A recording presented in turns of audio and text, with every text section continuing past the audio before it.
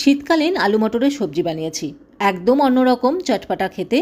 রুটি পরোটা কিংবা ডাল ভাতের সঙ্গে এটা কিন্তু দারুণ লাগবে। অবশ্যই এটা ট্রাই করো। প্রথমেই আমি মিক্সির জারে নিয়েছি অনেকটা ধনেপাতা, ৩-৪ কোয়া রসুন দিয়েছি, আর দিয়েছি খুব সামান্য আদার টুকরো। স্বাদ মতন 2 থেকে 3টে কাঁচা লঙ্কা দিয়েছি, আর একটা পেস্ট বানিয়ে রেখেছি। কড়াইতে সরষের তেল গরম করে টুকরো করে কাটা আলু বেশ ভালো করে ভেজে নিয়েছি। আলু এমন করে ভাজতে হবে যাতে মোটামুটি 60 থেকে 70% আলু সেদ্ধ হয়ে যায়। আলুগুলো ভাজা হয়ে গেছে, এখন তুলে নিয়েছি। ওই কড়াইতে আরেকটু সর্ষের তেল দিয়ে দিয়েছি জিরে আর হিং ফোড়ন। এবার দিয়েছি পেঁয়াজ কুচি।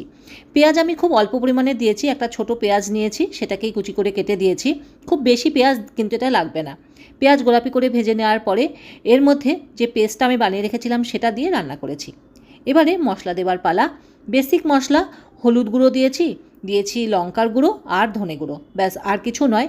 এবারে খুব ভালো করে মশলার সাথে সমস্ত কিছু কষিয়ে নিয়েছি। দিয়েছি ভাজা আলু আর সেদ্ধ করে রাখা মটরশুঁটি। একটুখানি রান্না করে স্বাদ মতন লবণ দিয়েছি, আর স্বাদ মতন অল্প একটু মিষ্টি দিয়েছি একটা টমেটো কুচি করে কেটে। এবারে নেড়ে চেড়ে ঢাকনা বন্ধ করে মিডিয়াম আঁচে 10 থেকে 12 মিনিট এটা আমি রান্না করেছি। এখানে টমেটোটা একদম গলে যাবে না, একটু শক্ত শক্ত থাকবে, এটাই কিন্তু দুর্দান্ত লাগবে এই সবজিটা খেতে। তৈরি হয়ে গেছে দারুণ স্বাদের শীতকালীন আলু মটরের সবজি। এভাবে বানিয়ে দেখো বন্ধুরা, সত্যি ভালো লাগবে। চলো আজকের মতো টাটা।